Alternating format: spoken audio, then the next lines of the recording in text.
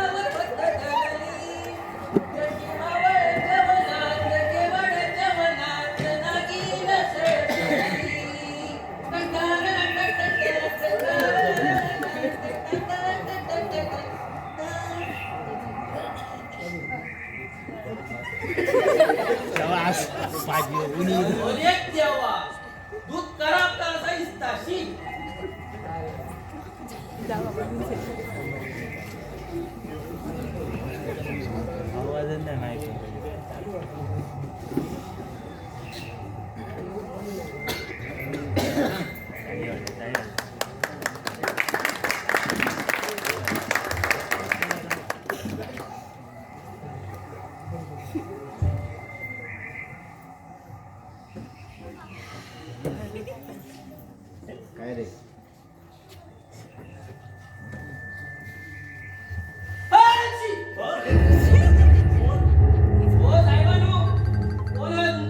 पण तू कोण? माझं काम आहे थोडस. तुझ्या जवळ कसलं काम असणार माझं? घरात कोणी नाही वाटतं. तीन माणसं होतो जयेश बाबू निशाबाई आणि मी ह्याच्यात नको आहे तुमका निशा जवळ काम आहे माझं. काय माका पहिलेच समजला निशाबाई नाटकात भूमिका दिवची असं अशी वाटता ते तुला कसं कळलं? हे तू राजाब कसला हैसर जो पण आता तू निशाबाई नाटकात भूमिका देऊकच येता हा माहिती असा ना माका बर मग निशा आहे ना घरात? होय असा तिला जरा बाहेर बोलवतोस का? हो चाललंय काय काय माझाच काम होय तुम्ही बसा बर बसा बसा मी निशाबाई काढून दिली आहे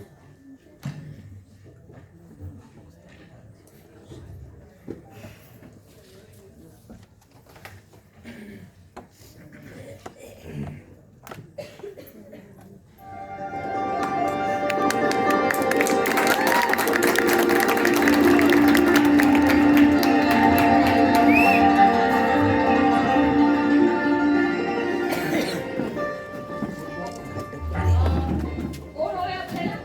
मला हो हो तुम्हालाच विचारते मी. आणि परवानगीशिवाय तुम्ही आज कसे काय आलात? नाही म्हणजे थोडं चुकलंच माझं. दरवाजा उघडा दिसला म्हणून तसाच आत आलो मी. वा महाशय, तुम्हाला काही शिष्टाचार वगैरे कळतो की नाही? कळतो ना? मग घराबाहेर लावलेली पाठी वाचली नाही तुम्ही वाटतं? वाचली होती. मग तरी सुद्धा तुम्ही घरात आलात? हो. वा. आणि आता समजा मी तुम्हाला पोलिसांच्या स्वाधीने केलं तर? म्हणजे मी नाही समजलो. म्हणजे तुम्ही माझ्या घरात चोरी करत होता असं सांगेन मी. आपला काहीतरी गैरसमज होतोय आणि मी चोरी केली असा काही पुरावा आहे का तुमच्याजवळ? या जगात स्त्रियांच्या शब्दावर ना कुणी चटकन विश्वास ठेवतो हे माहित नाही वाटतं तुम्हाला? हे मात्र मी नाकाबूल करत नाही हा. कारण अनादी काळापासून स्त्रियामुळे भांडणे तंटे उद्भवत आले आहेत. म्हणजे तुम्ही तुमचा पराभव मान्य करतात. या क्षणापुरती तरी तो मान्य करायलाच हवा. कारण काम माझं आहे तुमच्याकडे. का? कसलं काम? आमच्या संस्थेने एक नाटक बसवायला घेतलं आहे. त्या नाटकातील स्त्री भूमिकेसाठी मी तुम्हाला भेटायला आलो होतो. कसलं नाटक बसवताय तुम्ही? उद्धार. काय? उद्धार? हो पण का हो आपण अशा चमकलात का? हा, नाही ते जरा नाव चमत्कारी वाटलं ना मला म्हणून. त्या नाटकात लेखकाने एका पतितेचा उद्धार करण्याचा प्रयत्न केला आहे. म्हणजे तो नायकच त्या पतितेचा उद्धार करतो का? मला माहित नाही. मी फक्त 2च अंक वाचले आहेत. अरे वा. म्हणजे तुम्ही पण त्या नाटकात काम करणार आहात? हो मी नायकाची भूमिका करणार आहे त्या. हा म्हणजे तो नायकच त्या पतितेचा उद्धार करतो वाटतं. हो. मग मला सांगा तुमच्या आयुष्यात असा एखादा प्रसंग आला म्हणजे तुम्हाला सुद्धा एका पतितेचा उद्धार करावा लागला तर? भलताच प्रश्न विचारला तुम्ही. प्रत्येक प्रश्नामागे अर्थ असतो मिस्टर. निरंजन म्हणतात मला. अरे वा छान नाव आहे हा. म्हणजे तुमच्या नावात पण बराच अर्थ आहे. निरंजन. माणूस बाह्यरंगाने कितीही चांगला असला तरी त्याचं अंतरंग ओळखणं फार कठीण असतं. तुमचा अंतरंग तर मी चांगलंच ओळखतो. कसं? तुमच्या बोलण्यावरून. मानसशास्त्राचा अभ्यास केलाय वाटतं आपण. छे हो तसं असतं ना तर मग कुठच्या तरी शाळा कॉलेजमध्ये एक शिक्षक म्हणून नोकरी करून अगदी आनंदाने आयुष्य जगले असते. हा असा तोंडाला कलर फासून असं लोकांसमोर स्वतःच्या देहाचं प्रदर्शन मांडलं नसतं. म्हणजे हा नटीचा पेशा पत्करलात म्हणून दुःखी आहात की काय तुम्ही?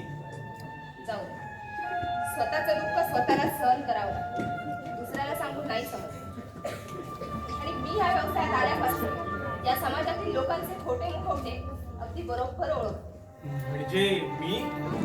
तुम्ही नाही तर चांगले जा ते पाहतात क्षणी समजलं मला. कसं? कसं म्हणजे तुमच्या बोलण्यावर. मानसशास्त्राचा अभ्यास केला वाटतं आपण. हो आहे माझा तुमच्यावर एवढा विश्वास. कारण विश्वासानेच तर माणसं एकमेकांच्या जवळ येतात. आणि विश्वासानेच एकमेकांपासून दूर होतात. नाही हो ती असते घोर चूक. म्हणजे एकमेकांना अनेकांना फसवले आणि विश्वासघातासारखं दुसरं पाप नाही या जगात. बरं ते जाऊ द्या, तुम्ही एवढा विचार नका करू. तुम्ही काय घेणार आहात? चहा, कॉफी? काहीही चालेल. बर बन्या, हे बन्या, इलो निशाबाई. काय म्हणतात निशाबाई? बरं एक काम कर ना, हा. समोरच्या दुकानावर जा आणि साहेबांसाठी काहीतरी थंडा घेऊ. हो हो.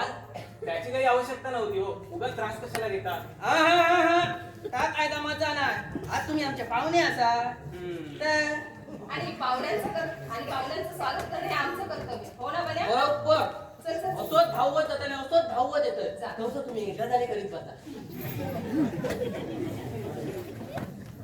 फार हुशार दिसतोय हा तुमचा गडी. दिसणारच.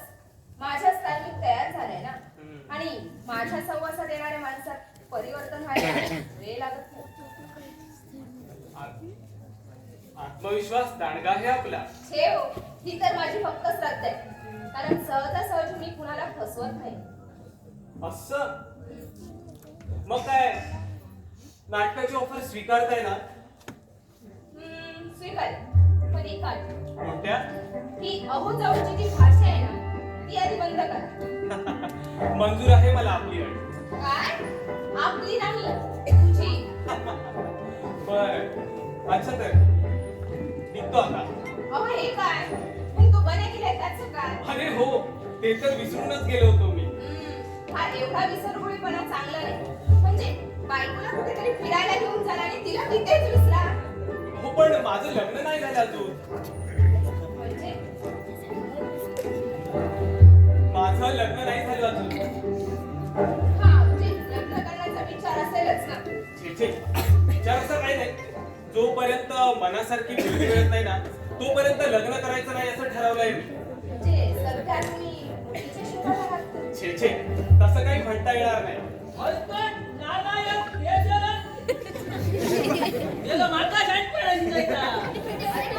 काय? असं लागलं. दुकानदार खूप मानलं आपण म्हणतो. अरे पण काय झालं राघवायला सांगशील की नाही? या दुकानात थंडाची बाटली अडून गेलं तर आता बोलता कसो. जाऊ दे, म्हणू दे काय कर.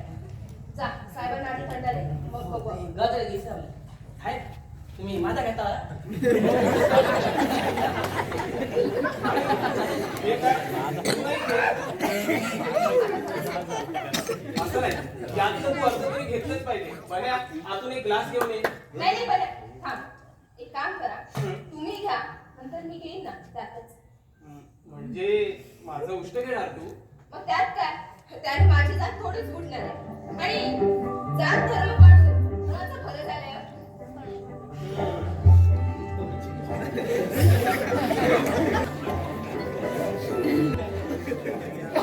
बरं तर निघतो आता. चल, याला.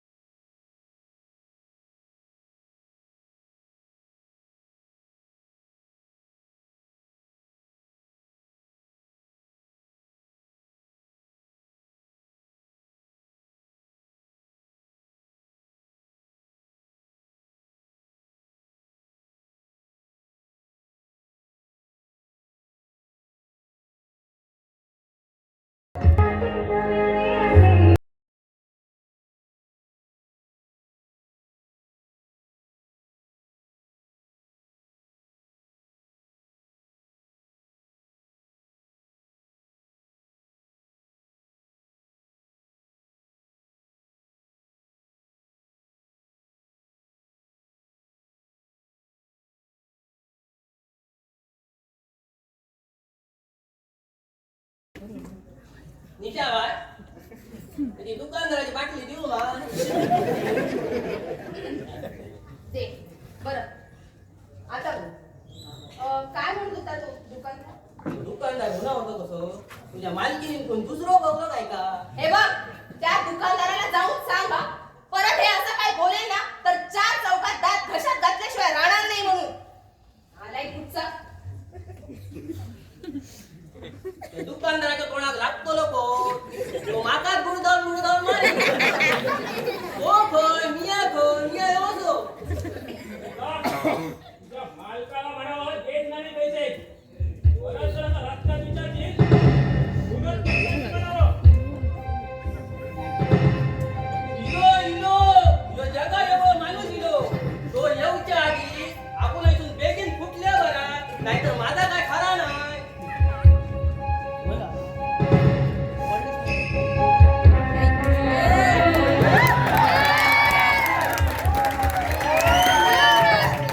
ए, पाहुणा आला होता का? हो योग नाही सांगितलं निशाबाई नाटकात भूमिका केली. म्हणजे नवीन साहेब वाटतं. आता नवीन काय जुनं होता काय माका माहिती नाही पण त्याच्या बोलण्यावर तर माका नवीनच दिसत काही हरकत नाही कुणी का असे ना शिकार तर आपल्या पायाने चालू झाली जाळ्यात ती बाहेर पडू दे ना एवढ्यात आपलं काम. बन्या, तू असं कर काय करून जा विषयाला बाहेर पाठवून दे. हो चलता काय माझंच काम नाही माझा काय चाललाय ही बघा ही निशाबाई मी या नाते हा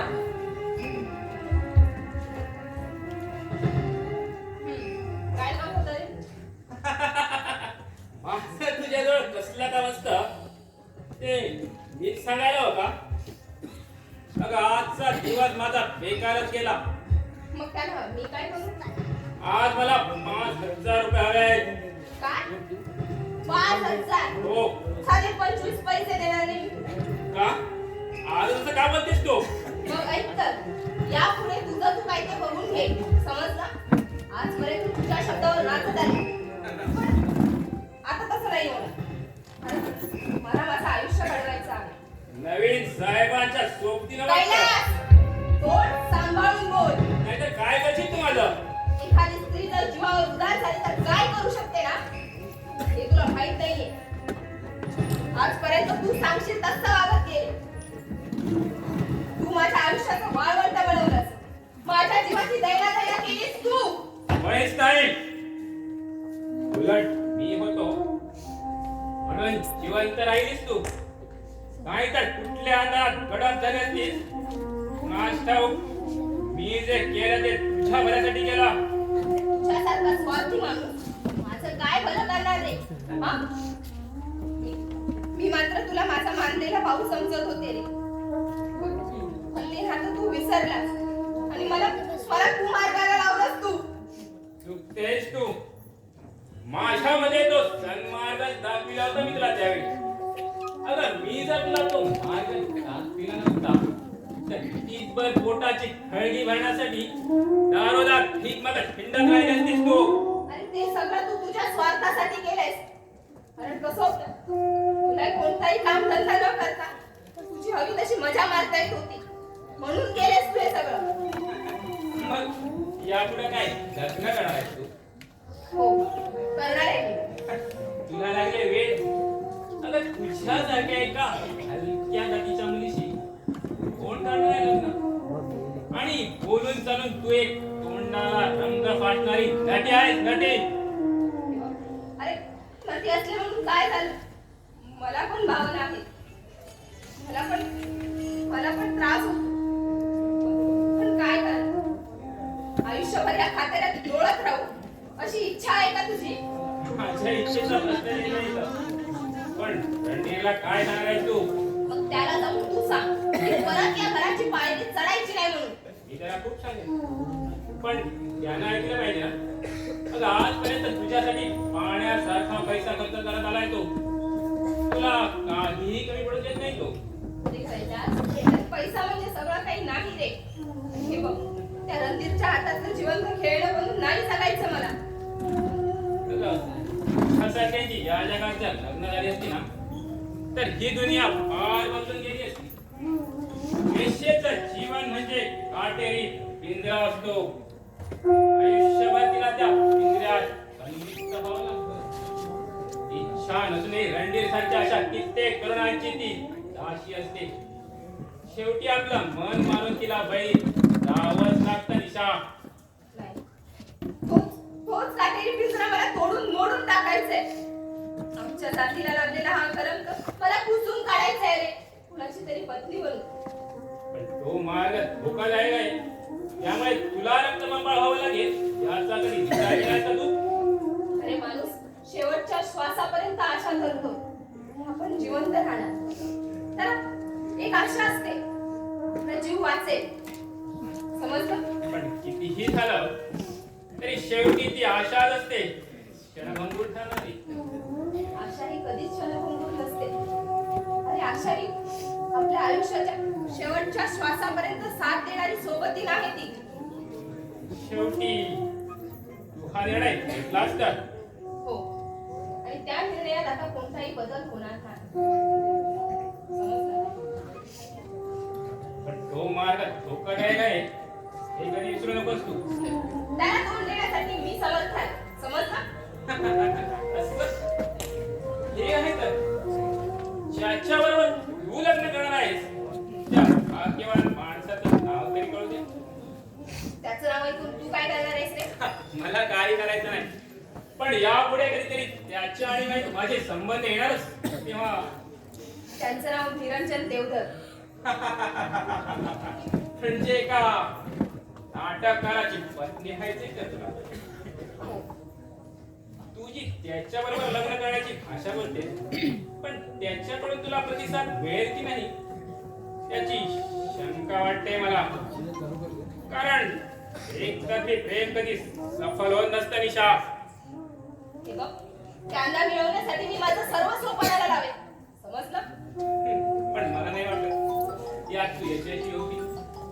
कारण त्यांना या समाजात फार मोठं स्थान प्राप्त झालंय. अगदी अल्पावधीत त्यांनी आपल्या भोवती प्रसिद्धीचं वलय निर्माण केलेलं आहे. आणि प्रसिद्धीच्या शिखरावर बसलेल्या माणसावर कुणी दुर्नच प्रेम करावं. तुझ्यासारख्या एका अकुलीन मुलीशी लग्न करून त्यांना आपली माती मोल करायची नाहीये. बरोबर. हे बघ, तशीच जर वेळ आली तरच या तुझ्या बोलण्याचा विचार करेन. समजलं? अविचारानं काही करू नकोस म्हणजे झालं. जय गोपाल जय गोपाल. चिडक्या करतो बघ मी घरात नाही म्हणून अरे सांग. पण थांब. खरं कारण नंतर सांगतो. हो. अरे साला हरामखोर.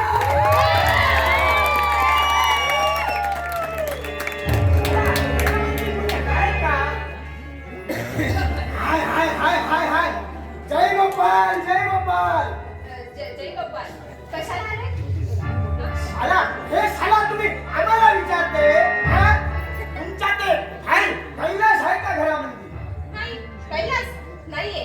घराच्या बाहेर. ते कुठेतरी गेले. काही काम होतं? काम होतं म्हणून काय विचारते? साला तुमच्या ते हाय कैलास सारखा तोंड चुकवते. आमचा पैसा नाही देते. पैसे? किती पैसे द्यायचे तुम्हाला? 50,000 रुपया. काय? हा हा 50,000? हा हा 50,000 रुपया. या हातामध्ये मोजून दिला. आज 2 बरस झाला. एक गया पैसा नाही देते. साला सारखा आम्हाला आल्या दिवशी झुलावते. आज देते उद्या देते परवा देते अशा वेळेला करते. तुम्ही काय एवढे पैसे दिलात त्याला एकदम? नाही देऊ कोणाला सांगते. साला आमच्या धंद्यासाठी म्हणून आम्ही पैसा दिला. पण साला मुद्दल नाही ते नाही व्याज बी नाही देते. काल आम्हाला बाजारात भेटली ती. तेव्हा सांगितलं घरला या म्हणून आज आम्ही मुद्दा मानली. पण साला घरला सुद्धा पत्ता नाही हो त्यांच्या. आता कवा येईल ती घरला? 4 दिवस येत नाही. काय सांगता येत नाही कधी. साला तेव्हा आता आम्ही काय करील? जय गोपाल जय गोपाल. हे बघा तुम्ही त्यांना सांगा का? नाहीतर आम्ही पोलिसांकडे कंप्लेंट करणार आहे. नको, नको. असं काही करू नका. मी सांगते ना त्याला. नक्की सांगते.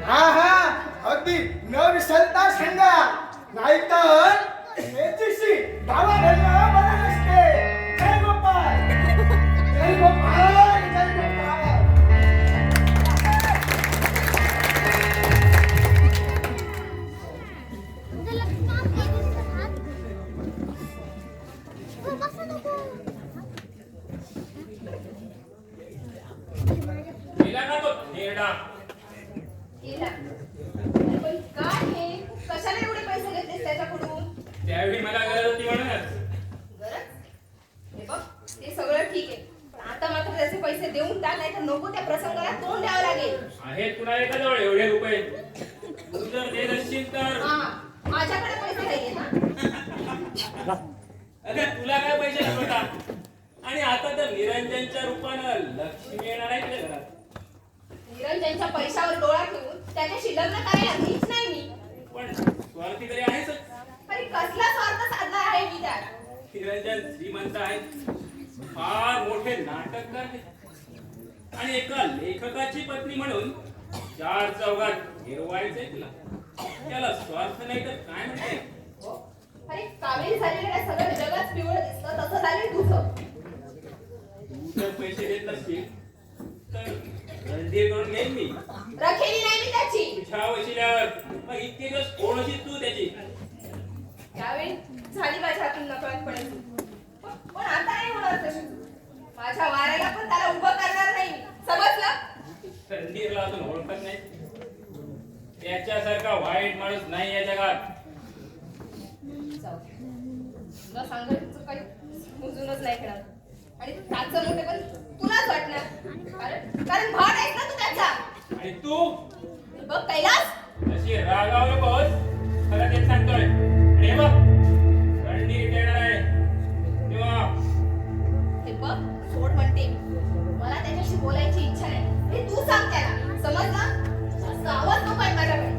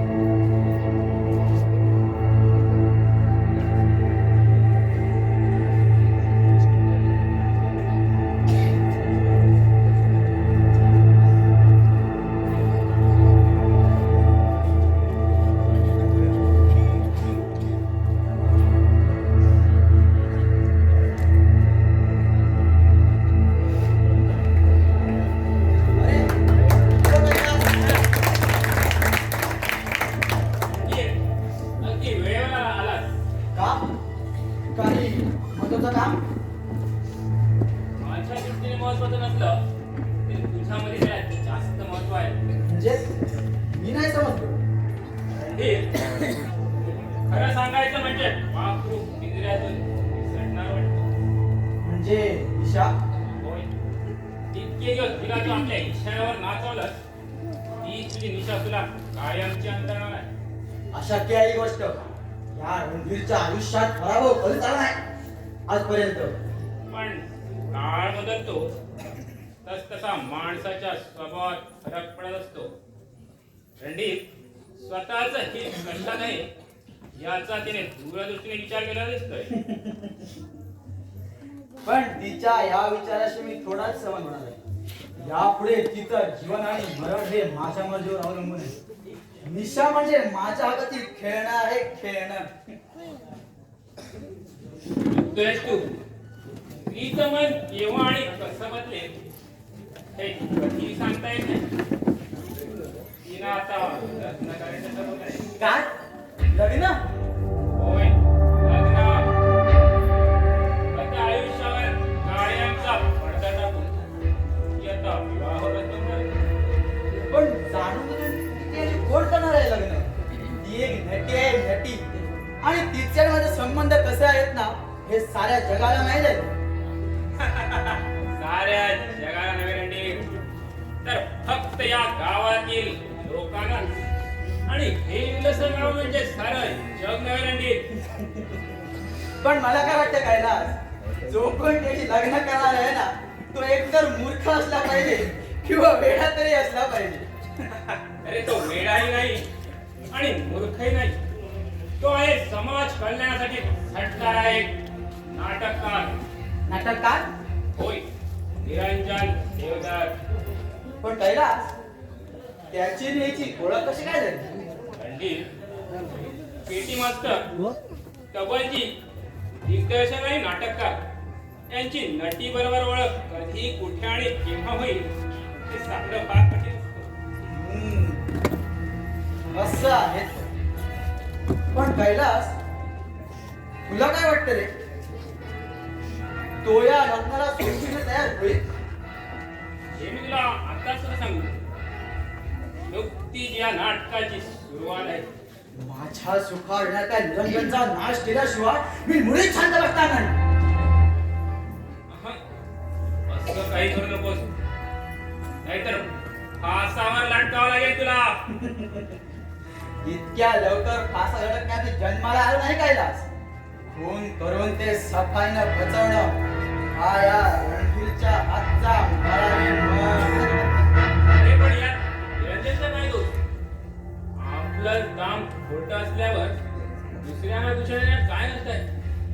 आणि जी व्यक्ती समाजात प्रसिद्ध असते त्याचा सहजासहजी खून करणं म्हणजे तू समजतोस तेवढं सोपं काम नाही ते. मग मी करू तरी काय? हे काम तू माझ्यावर सोड. त्या निरंजनचा मी अगदी गुपचूपपणे काटा करतो. तो कसा काय? ते आत्ता सांगू शकत नाही, वेळ आल्यावर सांगेन तुला. ठीक आहे तर. तर ते म्हणून थांबणार नाही, तर त्यासाठी तुला पैसे मोजावे लागतील. पैसे? हो, फक्त 20,000 रुपये द्यावे लागतील. काय? हो 20,000 रुपये द्यावे लागतील? हो. बघ बुवा, पटत असेल तर हो म्हण, नाहीतर तुझं तू बघून घे. ठीक आहे. हे घे. पण याद राख कैलास, माझ्याशी दगाबाजी करण्याचा प्रयत्न करशील तर वाट माझ्याशी आहे. हे काय मला सांगायला हो? आणि तुला जर माझा संशय येत असेल तर तुझ्यावर पूर्ण विश्वास आहे माझा. हे घे. आता त्या निरंजनला आणि विशाला असं काही बनवतो की ज्याचं नाव ते.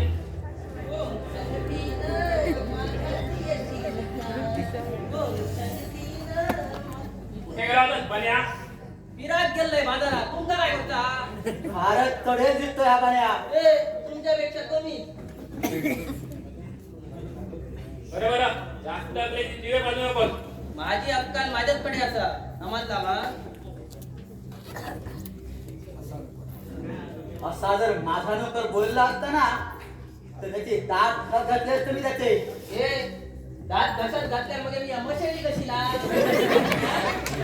तुझ्याच दात सांभाळ मग माका मालकीणीचं वारं लागलं दिसतंय याला. लागतं ना जशी मालकीन तसं नको. ही साधी गोष्ट मेल्याच्या मंदाला बाहेर राहा. साधी जास्त गोष्ट जास्त नकोस. माझी अक्कल माझ्याचकडे आता. तुमच्यासारखी तुम्ही ह्याच्याकडे बन्या,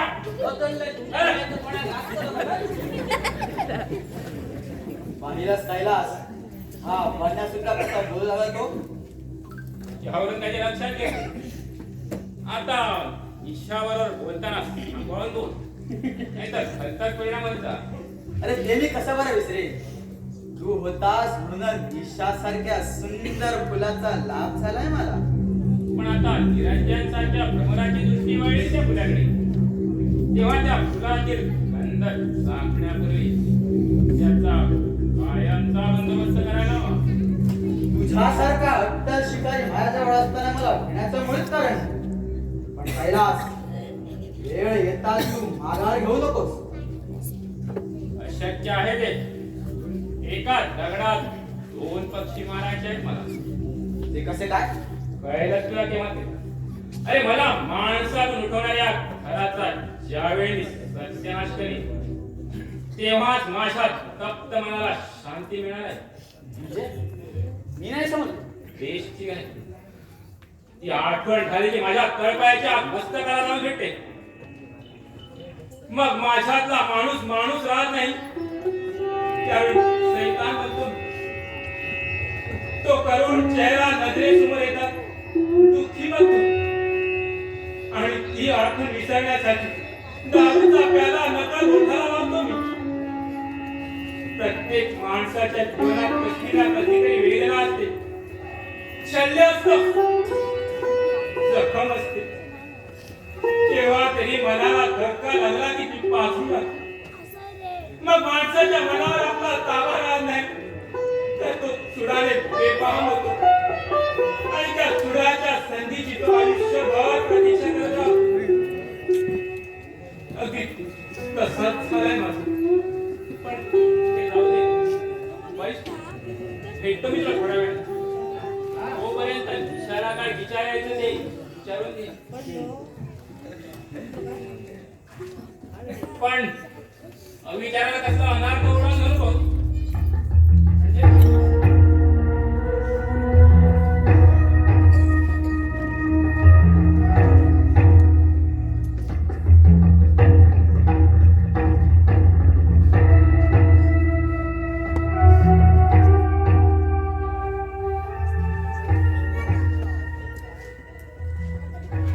निशा, ए निशा, काय? मला काही बोलायचं तुझ्याशी. मला माहिती आहे तू माझ्याशी काय बोलणार. म्हणजे कैलासने तुला सर्व सांगितलंच असेल. बरोबर ओळखलंस. मग खरं आहे का ते? आणि समजा मी ते खरं आहे असं सांगितलं तर याचा पूर्ण विचार केलायस का तू? नाही, या आधी केला नव्हता, पण आता करायचं ठरवलं. याचा नक्की काय अर्थ समजून? तुला वाटेल तो समज. उडवाउडवीचे उत्तर देऊ नकोस. सरळ सरळ सांग काय ते. सरळच बोलते. निशा, तू म्हणे आता लग्न करणार आहेस. हो, करणार आहे मी लग्न. पण कुणाशी हे नाही विचारलंस. निशा, ओरडू नकोस. हळू बोलास तरी ऐकायला येतं मला. मग इतके दिवस माझ्यावर प्रेम केलं त्याचं काय ग? कोणालाच खरं नाही वाटणार ते. कारण तुझ्यासारख्या विवाहित पुरुषावर प्रेम करायला मला काही वेळ लागलेला नाही. निशा, अरे स्त्रीचं प्रेम हे असं जबरदस्तीने मिळत नाही. ते स्त्रीच्या मनातून, तिच्या गाभाऱ्यातून ते उमळून घ्यावं लागतं रे.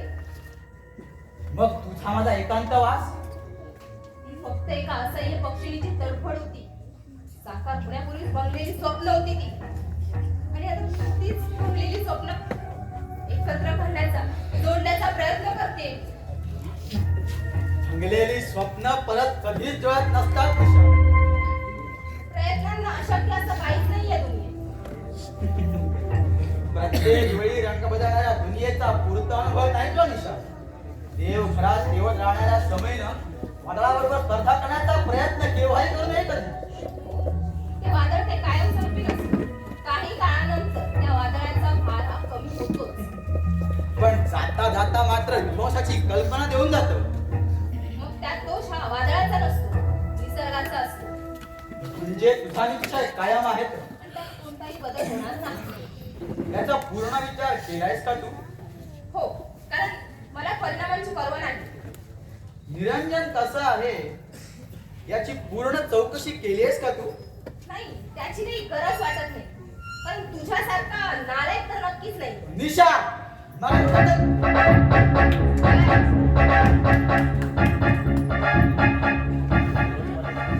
निशा, या रणधीरच्या भावना दुखावल्यास तू. ज्याची जशी लायकी तसंच वागायचं असतं त्याच्यावर. समजलं? आणि हो, बरं झालं मला आज समजलं तुला भावना आहेत त्या.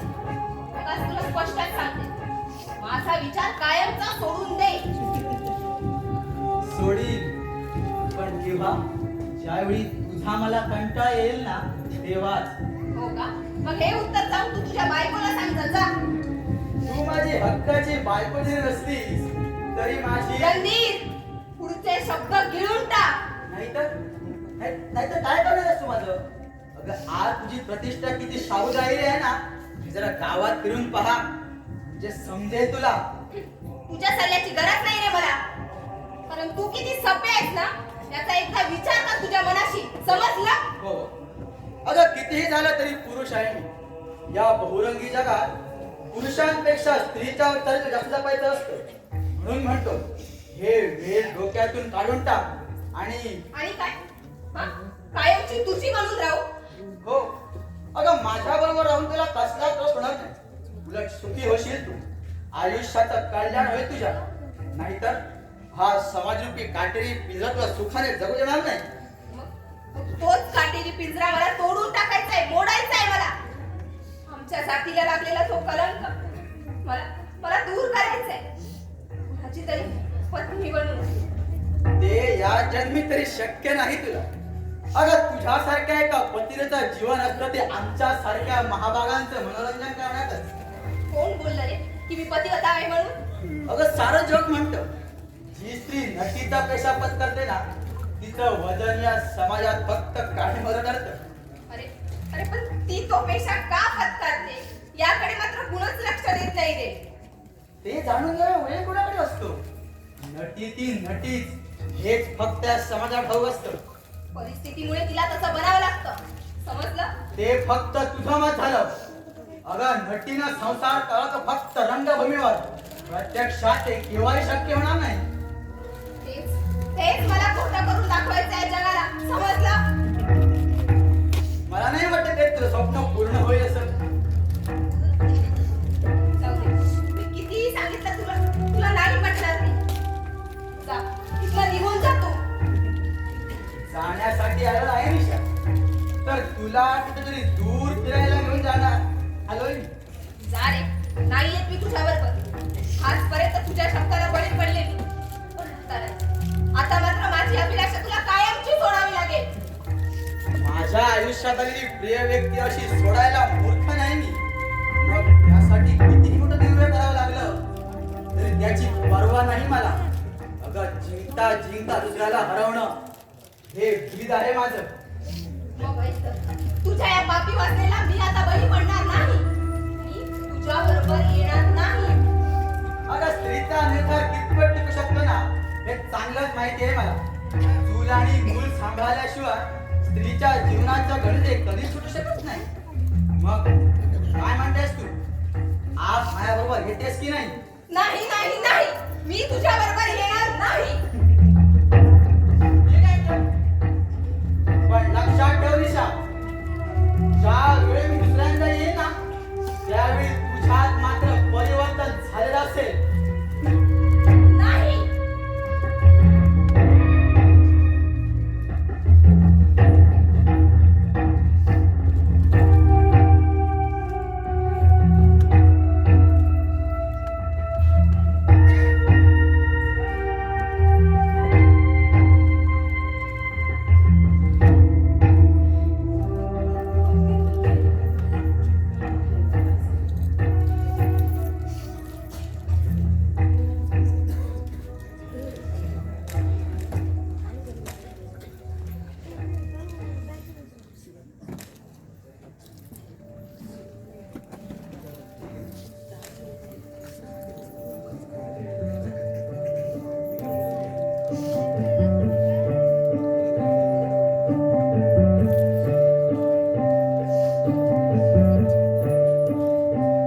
काय ग?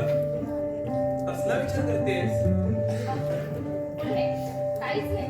मग? असं का म्हणतेस तू? स्वतःची व्यथा दुसऱ्याला सांगितल्याशिवाय ते तू कमी कसं होईल? पण एवढी सहानुभूती दाखवणारी माणसं मला यात कधीच भेटली नाही. पण पण काय? नाही. मी तुमच्याजवळ काही मागू शकते का?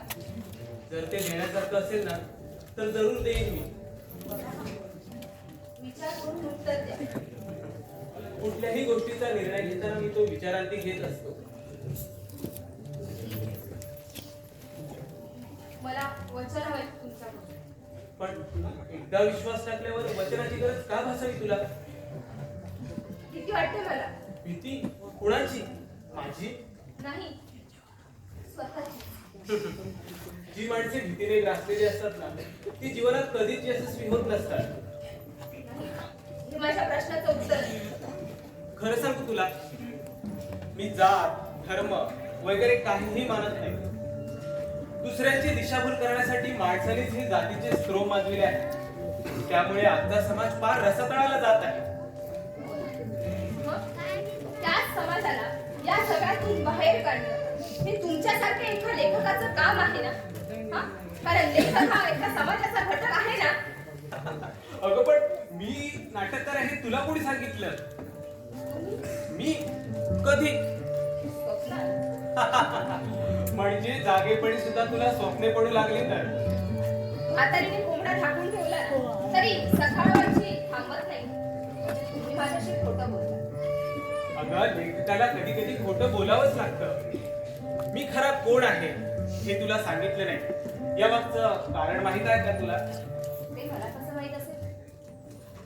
अगं स्वतःचा मोठेपणा स्वतःच सांगायचा नसतो कधी. आणि जो खरा कलावंत असतो ना तो स्वतःचा मोठेपण कधीच सांगत नसतो दुसऱ्याला. पण तो मोठेपण आपणच सिद्ध होत असतो. कसं माहिती?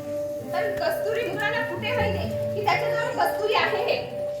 बरं बाबा, खोटं बोलल्याबद्दल तू देशील ती शिक्षा भोगायला तयार आहे मी. शिक्षा महागात पडेल तुम्हाला. पण अपराधाला त्याच्या गुन्ह्याची शिक्षा ही झालीच पाहिजे. मग ती मोठी असो किंवा लहान. बरं, आपला विषय तिथेच राहिला. कोणता? समाज सुधारण्याचा. ते आमच्या हातात थोडंच असतं. मग मला सांगा, तुम्ही जी नाटकं लिहिता ती कोणासाठी? स्वतःसाठी की समाजासाठी? सत्ययुगात त्याचा काहीतरी उपयोग झाला असता. आम्ही जे नाटकात लिहितो त्याप्रमाणे लोक ते आचरणात आणतात असं थोडंच असतं. नाटकं ही मनोरंजनासाठी असतात. हो, पण समाजाला आदर्श घडवून देणे हे तुमच्यासारख्या माणसाचं कर्तव्य आहे. पण माझ्या एकट्याच्या टिमकीचा आवाज तो काय उठणार? तुमच्यासारख्या कर्तबगार माणसाला अशक्य असं काहीच नाहीये. तुम्ही मी काय करावं अशी इच्छा आहे तुझी? यावरचं आणि ते पाळायची माझ्यातली हिंमत संपली तर? तसं काही होणार नाही याची पुरेपूर खात्री आहे मला. मग हे घे तर वचन. निरंजन, निरंजन, मला तुमचा कायमचा आधार हवाय. निरंजन, म्हणजे? निरंजन, मला तुमची पत्नी बनून जगायचं आहे. निरंजन, निशा, निरंजन, निरंजन, नाही म्हणू नका. हा जन्म तुमची सेवा करेन मी. जेव्हा तुम्हाला सर्वात आधी बघितलं ना तेव्हाच या मनात तुमची मूर्ती अधिष्ठित केली. त्या मूर्तीची मनोभावी पूजा केली. माझा हे असा भाव विश्वभूतवस्था करू नका. निरंजन, पण मला विचार करावा लागेल. चालेल, मी थांबेन ना. तुम्ही हवं तेवढा वेळ विचार करा. तेवढा वेळ मी थांबायला तयार आहे. तुम्हाला माहिती, मी जर माझा स्वीकार केला तर या समाजाच्या प्रखर पिकेनं तुम्हाला सामोरं जावं लागेल. तुमच्यासाठी वाटेल ते करायला तयार आहे. हो मी. निरंजन, या काटेरी पिंजऱ्यातून फक्त आणि फक्त आता तुम्हीच मला बाहेर काढू शकता. निरंजन,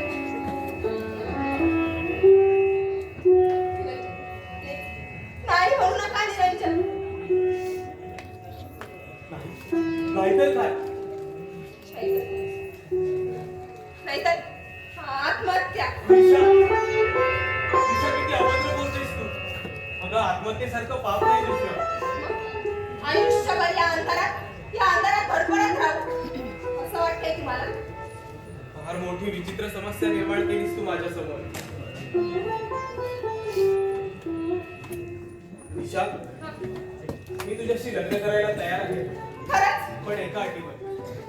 कोणत्या? बोला. निशा, मी तुझ्याशी जर लग्न केलं ना तर हा समाज मला सुखाने जगू देणार नाही. पाडून खाईल तो मला. पदोपदी मारहाणी स्वीकार करावी लागेल. वेळ प्रसंगी घर सुद्धा सोडावं लागेल. ज्यावेळी मला माझं जीवन जगणं असह्य होईल त्यावेळी मला तू तुझ्या हाताने विष देऊन ठार मारायला लावस. नाही. होय निशा, केवळ तुझ्या सुखासाठी हे बलिदान मी स्वीकारणार आहे. मग त्यापेक्षा मी माझ्या जीवाचं काहीतरी बरं वाईट करून घेते ना. हा? तुला तसं करता येणार नाही. हा? माझ्यामुळे जर तू सुखी होत असेल तर माझं वचन पुरेपूर पाळणार आहे मी. खरंच? होय निशा, तुला जर मी या जन्मी सुखी करू शकलो नाही तर माझ्या आयुष्यातला पहिला पराभव समजेल मी.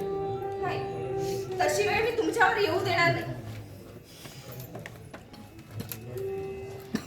बर, निघतो आता.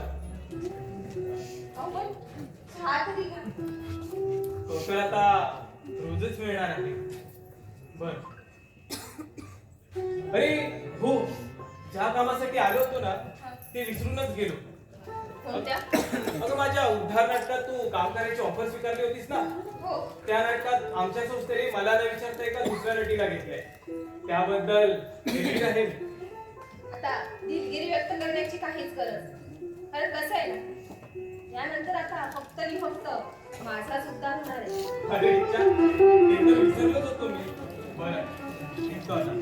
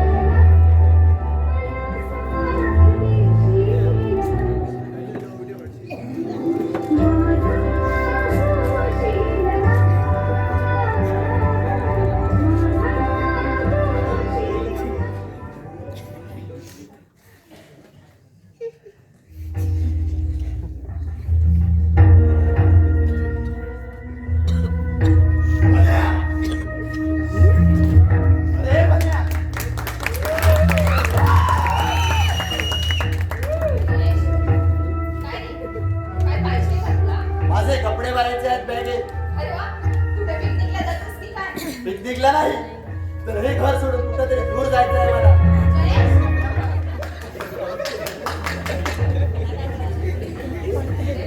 अरे काय झालं? बोल. काय झालंय ते मला विचारू नकोस बाई. ते सांगण्याच्या मनस्थितीत नाही मी सध्या. मी जर इथंच राहिलो तर वेडा होईल मी, वेडा. हे जयेश, असं काय बोलतोस? हे बघ, तुला काय वाटत असेल? बोल, मला सांग. माझ्याशी नाही बोलणार का? जिथं तिथं मानहानी, अपमान, लोकांच्या बोलण्याचा भडीमार होतोय माझ्यावर. ते ते ते ते ऐकून डोकं फुटायची वेळ आली आहे माझ्यावर. अरे पण जयेश, असं घडलंय काय रे? मला तरी सांग. तुझ्या माईला नाही सांगणार का तू? तुला त्यामुळे काहीच फायदा होणार नाही. तुला दुःख मात्र होईल तुला. माई, चार चौकात फिरायला लाज वाटते का मला? कॉलेजातली मुलं एकसारखी हिणवतात. म्हणून म्हणून कॉलेज सोडायचं ठरवलंय मी. काय? कॉलेज सोडणार आहेस तू?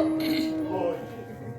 अरे, जयेश, हे असं काही करू नकोस रे. जयेश, तूच तर माझा एकमेव आधार आहेस रे. आणि तुझ्या शिक्षणासाठी मी किती कष्ट केलेत रे. आणि स्वतःची वाट लावून घेतली. का? कशासाठी? तुझ्या शिक्षणासाठी ना? होय जयेश. अरे, या जगात मला तुझ्याशिवाय कोण आहे रे?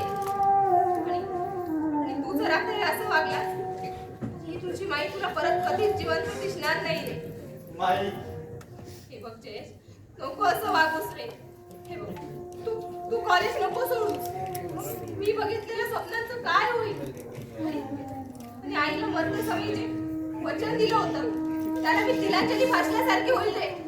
जयेश, ऐक माझं. पण माई, कसं सांगू तुला? तू नाटकात कामं करतेस. तो रंडी येता येतो पण लोक काय नको नको ते बोलतात. जयेश, होय माई, ते ऐकून शर्मेने मेल्याहून मेल्यासारखं होतं का मला. त्यामुळे अभ्यासात नीट लक्ष लागत नाही. वेळेला तुला नको होईल म्हणून निमूटपणे सहन करत होतो मी. पण आज सारं असह्य झालंय मला माई, असह्य झालंय. अरे जयेश, तुझ्यासाठीच तर मी असं सगळं करत होते रे. माझ्यासाठी? होय.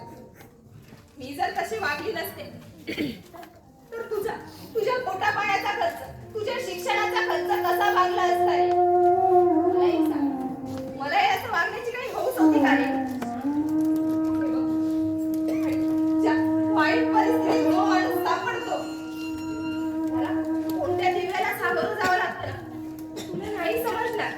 नाही समजणार तुला कधीच नाही समजणार.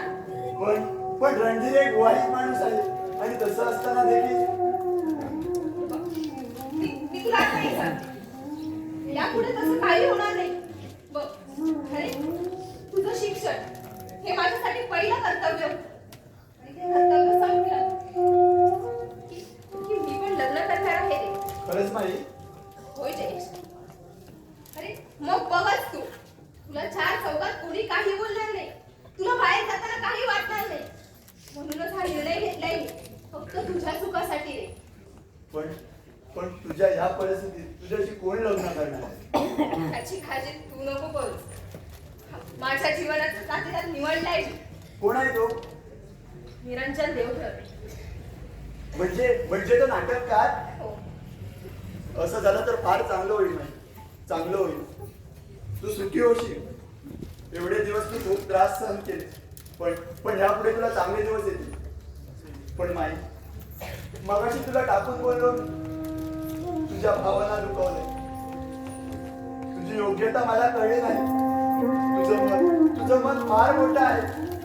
सागरापेक्षा विशाल, हिमालयापेक्षा उंच, गंगेसारखं पवित्र. पण मला ते कळलं नाही माई. मी तुझा अपराधी आहे. फार मोठा अपराधी. मला क्षमा कर. मला क्षमा कर.